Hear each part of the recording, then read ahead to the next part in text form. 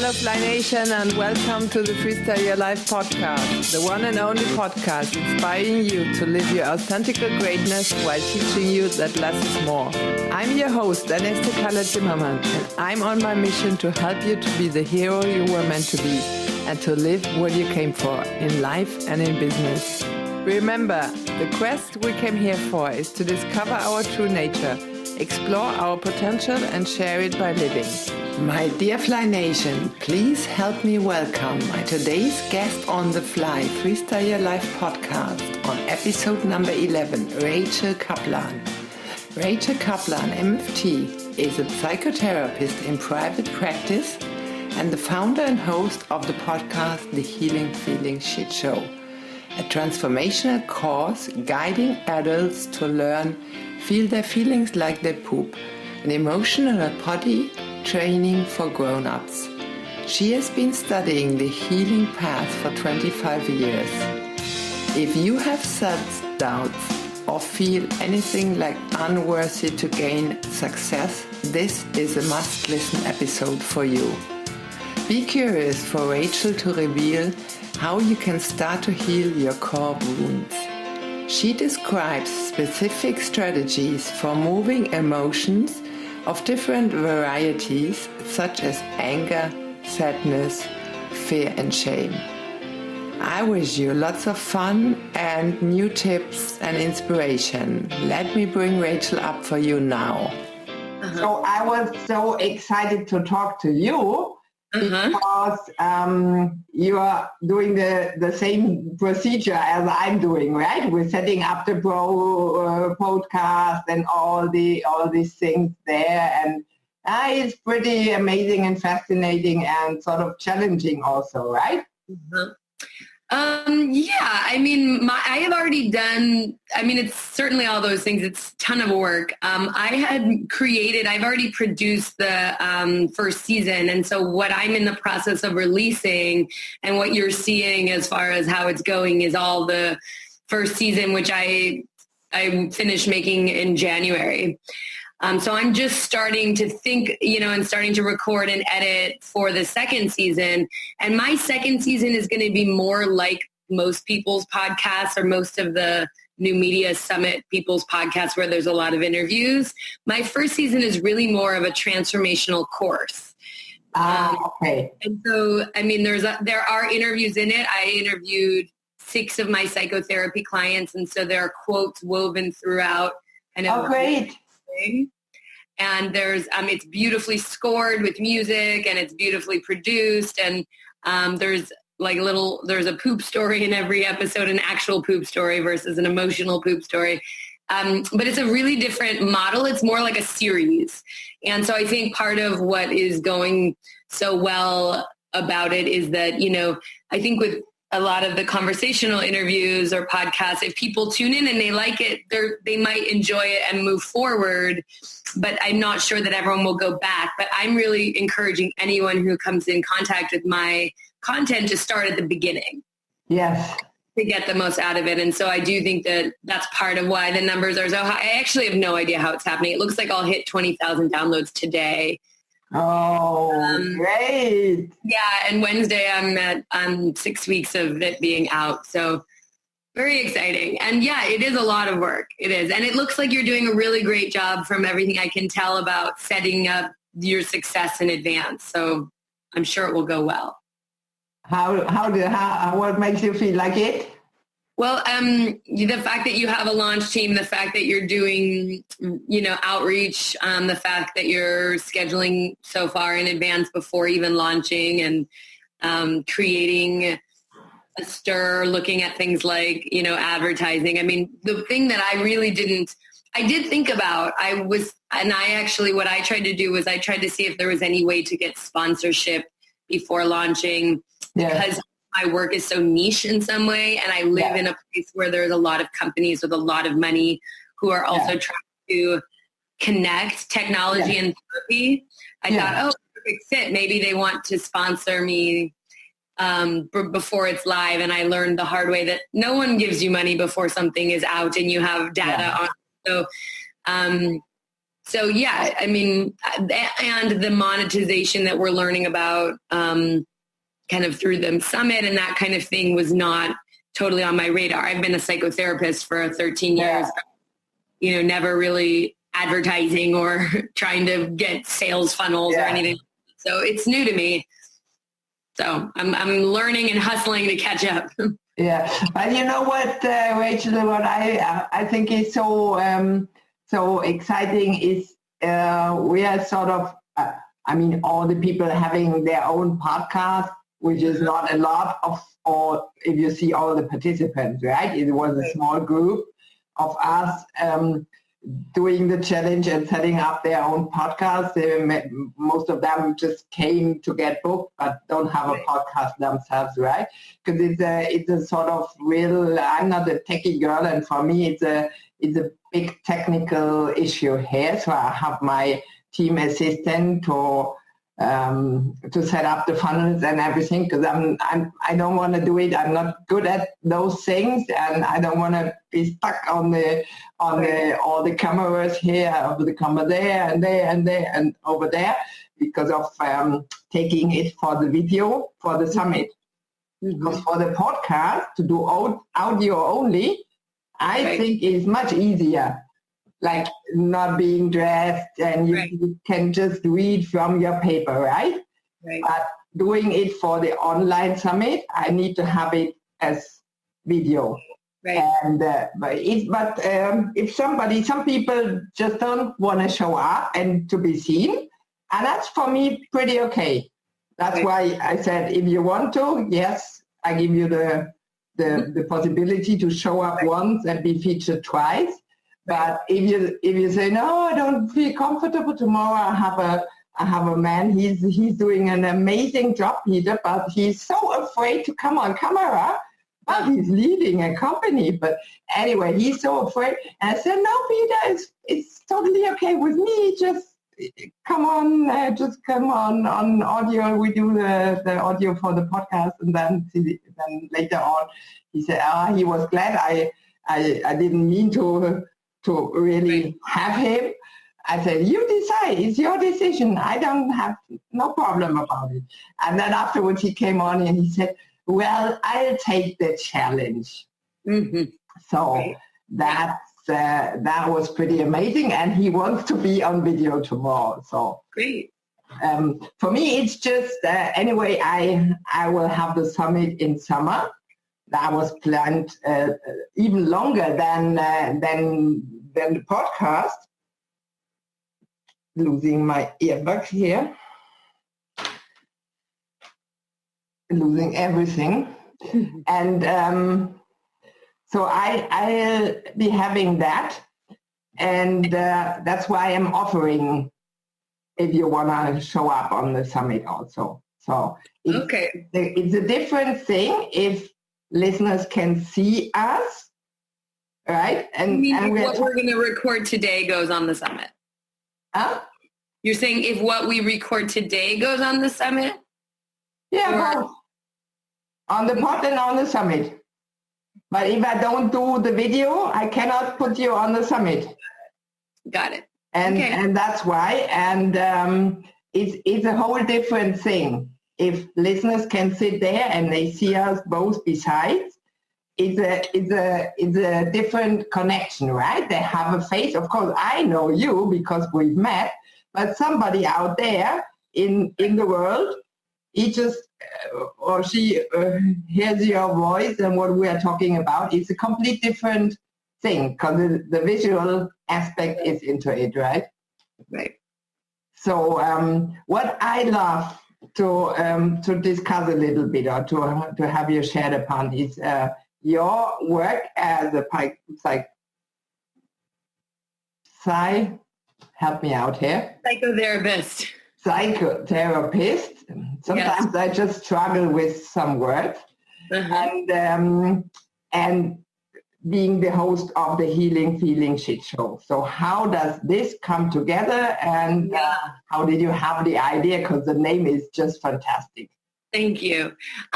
Well, I've been a psychotherapist for 13 years, and it's really the calling of my life, the purpose of my life. As I shared in the summit, when I met you, my first love committed suicide. And so I was only 14 when that happened, as was he. So it really sent me down a trajectory of needing to get relief and focus on my own healing. And by my early teenage years, I was studying healing and Eastern religions and yoga, meditation, therapy, all of the things. And I started my practice pretty young in my early 20s. And so it's really kind of what feels like my purpose here. And after all of that study, and everything from Western psychology to, traditional native inspired modalities, spirituality, the metaphor, the way that I've come to understand the most important piece of healing is akin to, it's just like the metaphor of digesting, of, eating your food and shitting it out, because that's how we need to learn to relate to our emotions. It's like the thing after all of those years and after my own healing that I'm just crystal clear. If you don't have this in place, if you can't feel your feelings and allow your feelings to be sensations that move through the body, then you can't be healthy in the same way that we couldn't be healthy if we ate and never went to the bathroom. And watching, so many of my clients get it in that way, but when we talk about it that way, and getting so good at teaching people, how do you do that? Because, the idea is very popular, especially in the growth or spirituality movement, that we should have our feelings. But very few, technologies teach us how to do that. And the truth is, even though it is an organic, natural mechanism that we have in our bodies, you can shut it down quite well. And when we've lived, since early childhood on, when we've been conditioned out of feeling benevolently, like our parents might have just held us and said, shh, you're fine, you're okay, you're okay. But there's all this subtle conditioning that we shouldn't feel. And then our economies are literally funded by us, instead of feeling and finding relief from pain through feeling pain, they're funded by us buying things when we're in pain, whether it's experiences or objects or drugs and alcohol or food. And so the whole world is kind of teaching us in some way to not have our feelings, not have our pain. So a lot of us really have lost the access to do that. And so what I created in the Healing Feeling Shit Show, and I agree, I think it's a great title. It's really fun. And that is definitely one of the spirits, the main tenor tone that I bring to this work is, let's get really real. Let's learn how to heal our core wounds. Let's learn how to feel our feelings, but it doesn't have to be heavy. The truth is why would we work so hard to heal or to have our beautiful, freed up lifestyles if we're not going to enjoy them? And so I try to put the whole thing in a light that is humorous, that is relatable, that is pretty practical, even though it's so deep and it's, deeply based in both psychology and I'd say some degree of spirituality or embodiment. It surely is both. Yeah. Yeah. So, I think it's great, but I think that, the creating it has been the harvesting of the absolute best, most meaningful, most useful things that I have learned, and also harvesting the best qualities about me. It's like I'm pretty suited to talk about this stuff. And so it's really been delightful. It's wonderful. I totally agree, because most people don't want to feel their feelings, right? And we've put them down in a cage, me included, totally included, since early childhood, right? Yeah. So and they are so deep cemented that we ourselves cannot even reach them, right? Right. Yeah. And I'm totally agreeing there with you. If we don't heal the past feelings, we can transform our thoughts, but we have to work on that, because it's the inner child crying in there, right? Right. Yeah, I call that deep down place the emotional basement. We find the the darkest closet we can find in the basement, and we just pray those parts stay hidden. And the problem is with that, though, those parts, they feel, and they feel it so deeply that it's like a bone deep truth that we walk around with, that they're the truth. And so if some part of us feels like I'm too much or I'm not enough, even if we're incredibly successful having this picture perfect life or social media worthy life on the surface, we are going to feel like if people knew us well enough, that they're going to sniff us out, that we're imposters, that we're actually unlovable. And so, there's never peace in the body. And yes, we can work on the thoughts, as you said, but my experience of that is that the thoughts are like the ripples of the surface of water. Yes. And so when you have those boulders or those sea dragons, those monsters in the core, you're going to have negative thoughts, and working on the thoughts doesn't get down to the core. But if you heal the core wound, that part that's so sure it's bad, then of course the surface changes. Right. Totally agree. I'm the emotional type anyway. And what I consider most is of course you have to work on the mindset, but without working on the emotions, there will no lasting transformation be possible, right? Yeah, I think it's like putting it. I even believe it's the inner child we have to heal.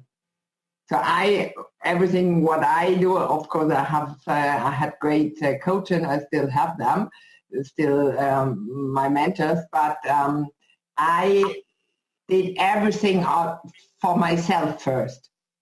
Because before I even intended to just bring it out and share my voice, because it's my own life story, what I'm doing here, right? All my learnings and everything. And I had a really complicated childhood. And I locked it all in the basement. And of course it showed up more and more and more, right? So being very high sensitive and emotional, I got ill. I faced death, right? It was just incredible, and until I embraced the suck, right? Because I tended to play strong, and of course I did lead 2 companies. I have 2 adult sons. I'm a single mom, and I was running all day and night to be managing sort of the things, right? And that was just too much, and that's when I turned so very ill. And I did quit that after 18 operations because I didn't get healed by the school medicine. So I took other approaches on intuitive medicine and the Eastern part of medicine. So I tried everything first in place to heal myself. So how do you approach from the psychotherapist side? How do I approach that core healing, the inner child healing? Yeah, well, there are a few different parts. I mean, I'd say I could break it into 2 main parts. The first part is getting really curious about who's in the basement, which parts of us did we stash down there. And some people, in the podcast episodes 2 and 3 really educate people on how did we get so wounded? Why do we all feel like we're not sure if we're enough, or we feel like maybe we're imposters? How did that come to be? And I teach about the basement and how the basement and kind of conditioning ourselves to be essentially who our parents need us to be is the most adaptive strategy, given the kind of biological imperative we have wired into us to need love to survive. It's really true. A baby that's not loved won't be fed. And our systems believe that, not getting secure love and attachment equates to death. So we'll do whatever we need to keep our parents and caregivers close. And so what that means is if we get a message that we shouldn't cry so much, or that we are somehow wrong in this way or that way. We're going to try to not be that way. Right. Originally, it was a brilliant strategy we all came up with. But if we want to heal, what we need to do in the beginning is really get curious about who's in there and start to establish a relationship with those parts, which takes them from the part that we are most averting to that VIP part. And I have various strategies of how to do that. It needs to be a gentle, like really curious process. If we approach healing those parts of us the way we approach everything else in life, like we want it when we want it delivered now, we want it right away, that kind of exploitation or consumerist approach, they won't trust us. Yes. Because, in the beginning, it may have been we were shifting for our parents, but at this point, we've been keeping ourselves down. And so if we want these little young parts to trust us, we have to be really trustworthy. So it's about a daily practice of learning to check in with these parts. Like I suggest people put a photo of themselves at the age where they feel almost most ashamed on their home screen, and start to a few times a day, what does that part of you want to eat? Who does that part of you in your life? Who do you trust? Starting to make decisions that really honor these parts throughout the day so that there's a connection established. What we know from one of the actually kind of German-based psychology is Gestalt therapy, which is one of my foundations, is that contact is curative. So when we get contact with someone, when there's a real presence between two people, so if we can have that kind of presence with the parts of us that feel so terrible, they just feel more valuable. They start to heal. And what that looks like is they start to come back online. They start to feel again. And what they're filled with is pain. And so the other main way that I work with people, and like really the heart of the Healing Feeling Shit Show, is learning how we actually start to feel and clear out that backlog of pain. And so I break down the different, like most foundational emotions we have, which for the purpose of healing is anger, sadness or grief, fear, and shame. So there's an episode on each of those emotions. Before I get into the specifics, there's an episode just on how do we move our consciousness into the parts of us that are in pain? Yes. How do we come out of that? Like how do we, do that well so that we're not stuck in the pain all day? And then how do you actually physically, how do you create the kind of circumstances that are safe enough and where we have enough connection that we can move these massive backlogs of feelings through us? Because it actually, just like, I don't know if you ever, I use the metaphor of Wi-Fi for this because, when you go to the airport, you forgot to download a movie. If you're at the airport, the Wi-Fi is so bad that you're not going to be able to download the movie because it's just too big of a file and too terrible of bandwidth. And so to be able to move the files of these, 20 years, 30 years, 40 years repressed emotions, we need a really strong bandwidth, which means we need to figure out, is it sitting in nature? Is it sitting in a bathtub where we feel held? Yeah. Is it using music? Is it, using photos? Like how can we create a strong enough connection to life, to ourselves, where we have the bandwidth to download these big emotions? And then how do we kind of come out of it? And there's tons of tips around that, but those are the basic tenets. And, one of the things just for any listener who's tuning into this, of course, there's the Healing Feeling Shit Show, and the I of the word shit is an asterisk because in the end, iTunes won. They won the battle. They said, don't swear. And I said, okay. So of course there's the podcast, but the podcast is very dense. It's rich. It's going to take people a while to savor and to learn from it. So I've also created a way for people to jump right into the action, to the steps, the skills. And the way they can do that is they can go to the website yourcorewound.com. And I created a little quiz there where it takes about 5 minutes or less.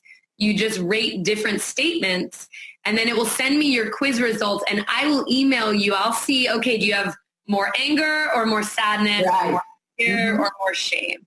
And then once I see those results, I'll email you the episode that correlates to that emotion, a video of me talking about how to work with that emotion, and a little kit, all for free. And you can start exploring what it's like to actually poop your feelings through you. And then I do recommend going to my website, listening to the podcast as a way to really understand and support what you're doing. But people can just also start exploring the technique. That's wonderful.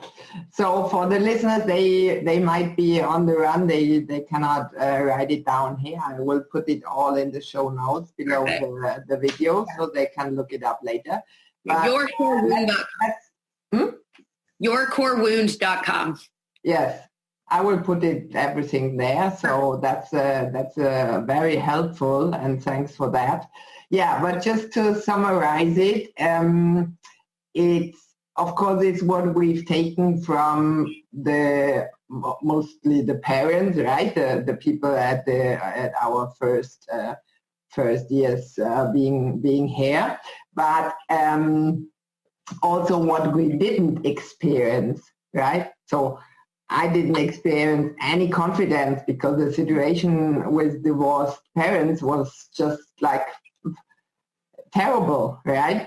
And so I never got the experience and the feeling I be grounded, I can trust, I can be confident. There wasn't none of that, right? Mm-hmm. So if you start by growing up like that, of course you didn't learn it, and that goes further and further and further, right? With friends, with relationships, with partnerships, and everything.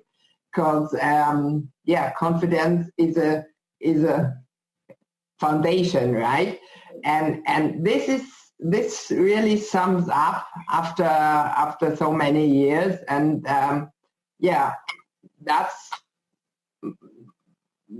how transition and transformation comes into place, right? And the sooner the better we work on that, right? So I was always acting. My body was acting with illness, and but I could hear my soul long before, mm-hmm. right? Because but I just didn't know how to act on it. It's just front. I'm losing my earbuds here.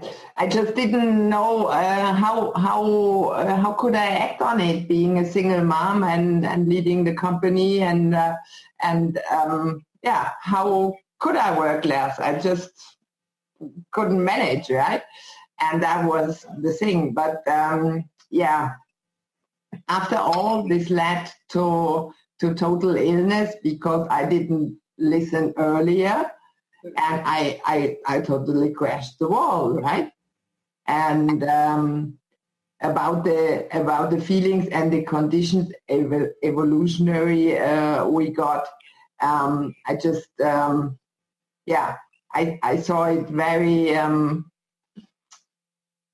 obvious. I will name it like that. When a friend was on stage and reminded on losing a loved one, and I was feeling to cry, but he didn't, as a man doesn't cry, right?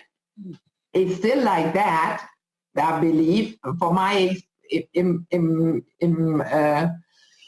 impression, it's total bullshit, but it's still like that boys got told you're not supposed to cry. That's the biggest bullshit we can do, right? Because where does it go? Down in the basement. Right. So that all together, the story you just mentioned and explained, that in myself to my transformation and transition is that I said, well, if it's like that, we need to become authentic. That's why I'm sort of the fan of the authenticity, and just to feel what feels good, do more of that, and what doesn't feel good or even worse or is killing you besides, then stop that, right? But it's sometimes, of course, it's easier said than done, and in support by a mentor or a psychotherapist. The thing is, though,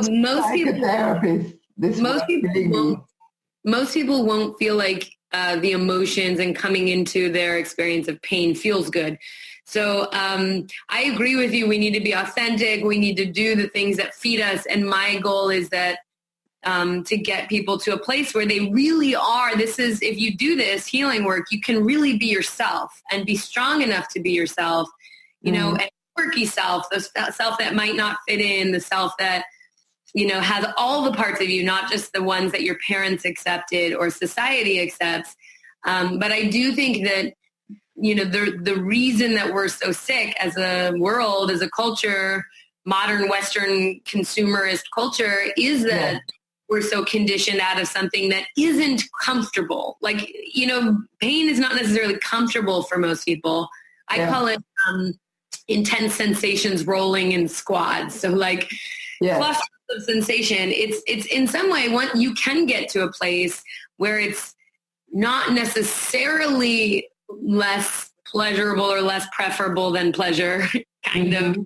If you learn to experience it just as it is, it's this intense feeling that passes. But I think that, you know, if people only do what feels good, they'll keep trying to medicate the pain. So it's like, you know, how can we do what feels good and also what is true, you know?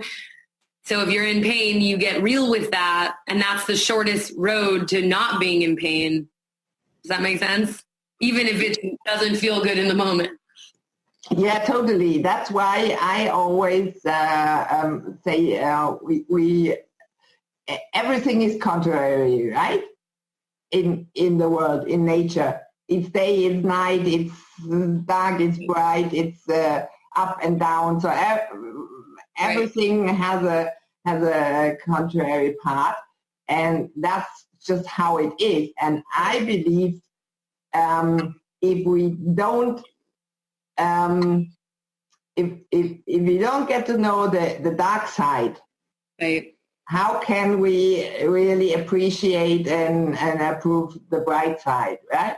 That's why I have the tiger as my character and my animal on my side, because it shows the bright side and the dark side, and both of us is us. Right. We don't have only the positive, lovely side. No, we have the other side of whatever. We have it too, and the whole thing is us. And we try to just embrace the positive side and to want to get rid of the negative side.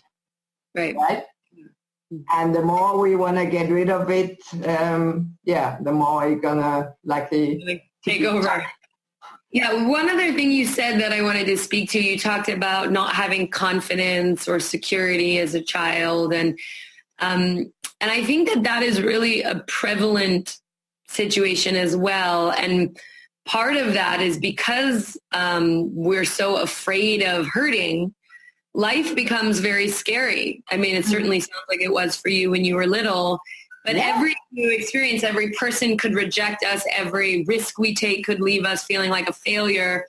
And so part of what I also think this journey of inner healing leads people to is not so much happy. And I do think most of the time people who do this work will be more happy. And I feel like very, very happy a lot of the time.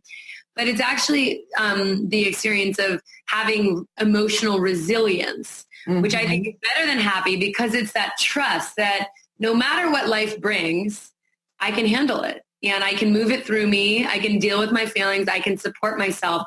And I think if we don't really work for something, we don't know how to face our pain or find that challenge of how you've done, of how are you going to have more time if you have 2 children and a company? It's like, that was a real struggle. But every bit of working for something and earning something helps us own it and helps us feel really unshakable and strong and resilient. And then in that way, then we can really be who we are, because we're like, bring it, life, throw it at me. I got you. I can handle it, because I can move hard through me, and I know I deserve the joy. I know I deserve the abundance and the beauty because I worked for it and I've earned it. Right. Yeah, totally agree with you in this point. And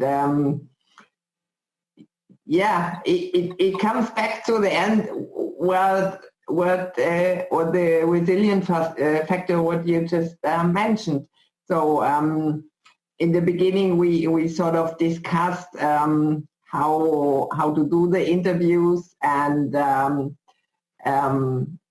you're having partly interviews with guests, right, and partly teaching lessons, right, and me too, and but according to the resilience factor, what I do is I will always in between have people that survive from traumatic situations, maybe loss of a child, loved one, whatever. Because for my consideration, these people are really experts, right? Mm. They did something or found out to overcome this situation, right? And but they are not known as experts, but in my consideration, they really are, and they know how it is like to go through that. So that's a very interesting point also. So that, it's incredible what we have to do in this big field, right? I'm totally with you. I believe that mindset shift has to be made, but I truly believe that without healing the emotion, it will not last, and it will not be deep healing. Yeah, it's like putting a sticker on a pile of poop. Yeah, totally agree with you. Doesn't work.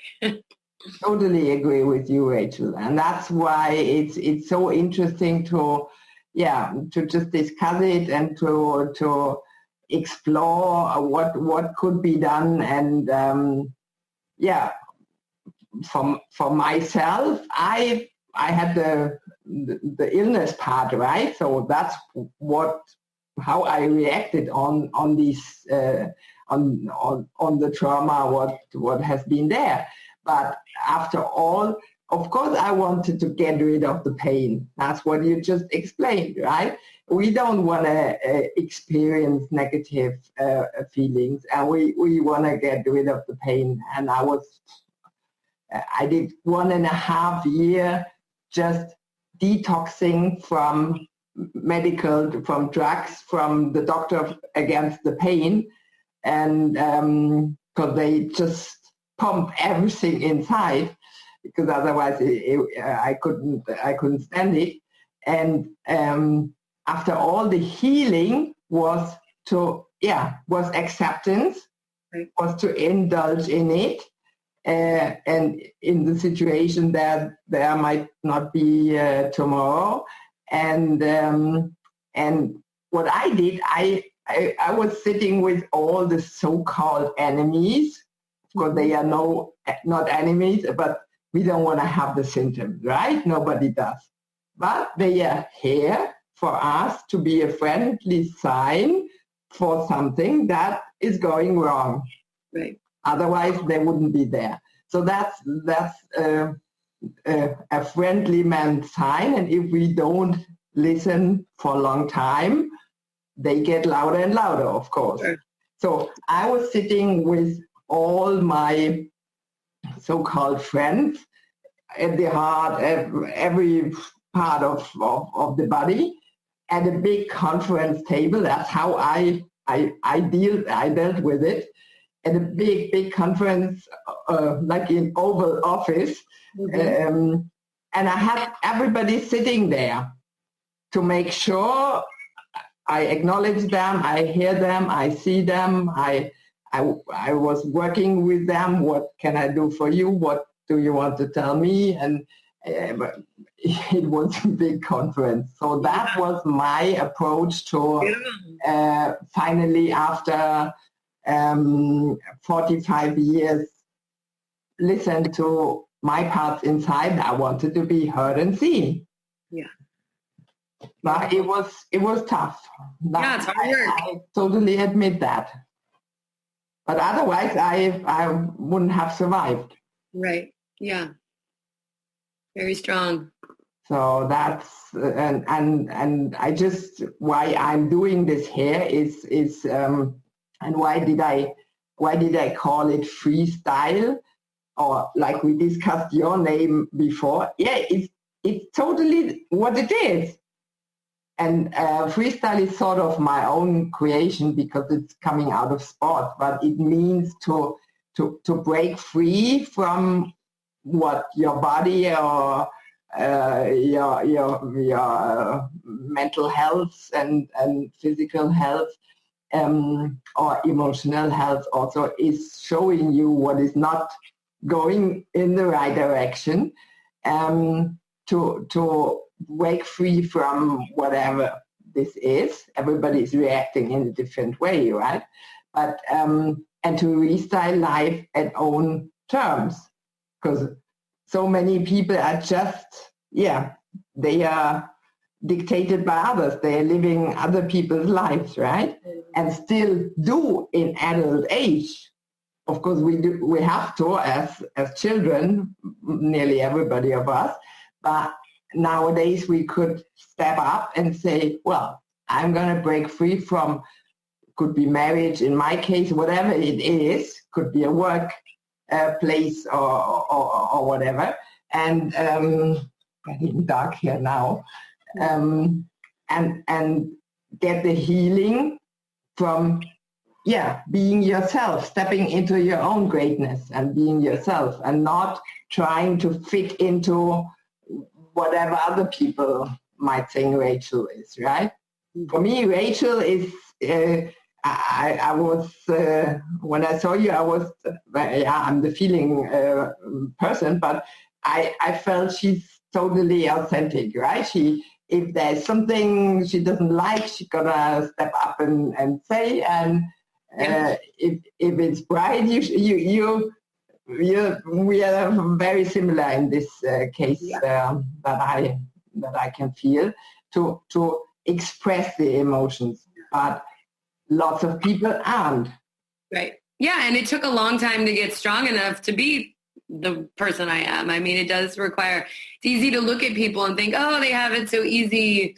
But, unless someone got a perfect childhood and, really cultivated an inner resilience that we don't see reflected in our culture, because the culture itself is kind of sick, or not kind of, it is sick. But, most people have to work to become who they are and to take risks and be vulnerable and be outside the box. And so just anyone listening, it's good to know that there's no one who's getting off easy, and if someone really has gotten everything given to them and they haven't worked for it, they probably don't feel authentic. They feel probably like it's all a farce. So, it's worth it. Whatever work we need to do to break free and to be ourselves is worth it.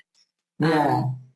It's a delight to sit with you, and congratulations on your healing and on creating the show, and may it help many people. And if people do need the help of how to move those feelings through when they find all the wounding, the Healing Feeling Shit Show is there for them. Yeah, but I really, and that's why I did the Fly podcast and you doing your show to motivate and inspire people just to step up and do it for yourself.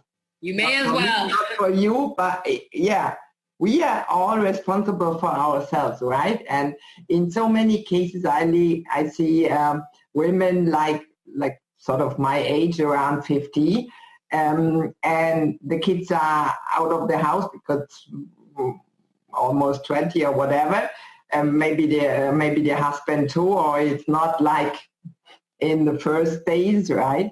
And they sort of complain because they all their life they did everything for everybody, right? And now they are there and life seems to be over and they are lonely, they are sad, they are filled with grief because they don't get the acceptance and the acknowledgement they think they should have. Right. Yeah. Being helping for everybody. Motherhood. Yeah. It's a hard path if you're taking care of a whole family and not yourself, because that rarely comes back. There's so many people, whether or not their mothers are living that way. Like maybe if they please everyone around them or if they give enough love out, they'll get it back. And it just doesn't work like that. No. We have to learn to love ourselves, because if you're being a martyr, the people who like martyrs are parasites, people who don't want to give back. And so if you do know what it's like to love children or create a family, you're very well equipped to learn to love yourself and your little parts. So that's the good news. That's what we are going for. Yes. So that would be a good last word to wrap it up. But do you want to add something else, or did we cover everything you wanted to cover? We're in a pretty good place. Yeah, just that I think we're in a good place. Just that, for anyone who has that sense that the successes in their lives aren't really sinking in deeply, or that they're always worried that it's all going to fall apart, that, you can do some simple, challenging but worthwhile effort and get to a place where you can actually receive how blessed your life is and trust it and trust yourself. So I just commend your efforts and hope everyone listening, follows your lead and gets whatever help they need to heal themselves and enjoy their very short lives. That's wonderful, Rachel. And you will assist with the sort of categorizing. The emotional healing part. Yeah, yourcorewound.com, will get you a little free taste of what you can do. And my show is there for everyone. And I do recommend you go in order. Healing Feeling Shit Show. It's everywhere podcasts are. It's best to, if you have an Apple product, listen on iTunes, but wherever you like it, it's there. I will mention it in the show notes. Great. So well, thank you so much for being here. It was wonderful to talk to you, Rachel, and I'm sure we could inspire our listeners here to go for it, right? Yes, and I will look forward to sharing your show once it's live so that anyone who's following me can come and check out what you're doing. That's great. Everybody's worth it. Yes, I agree. Okay, have a wonderful day. Big hug. Yeah, big hug. Fly Nation, thanks for listening in today to the healing episode number 11 with Rachel Kaplan. She revealed how we can heal from our core emotional wounds. Feel free to share Rachel's strategies with your friends. And please don't forget to subscribe to be sure to listen to David Schreiner-Kahn on episode number 12, airing on Tuesday. He will be teaching us how to get paid what we are worth. Please rate and review either on freestyleyourlifepodcast.com or on your favorite podcast directory, such as iTunes, Stitcher, or Spotify. You can always find all links and recaps in the show notes description on freestyleyourlifepodcast.com. Have a great day and go for your dreams. Stay tuned for next week's interview with David Schreiner-Kahn, talking about how to get paid what you're worth. Remember, Fly Nation, break free and fly. Talk to you next week. Bye.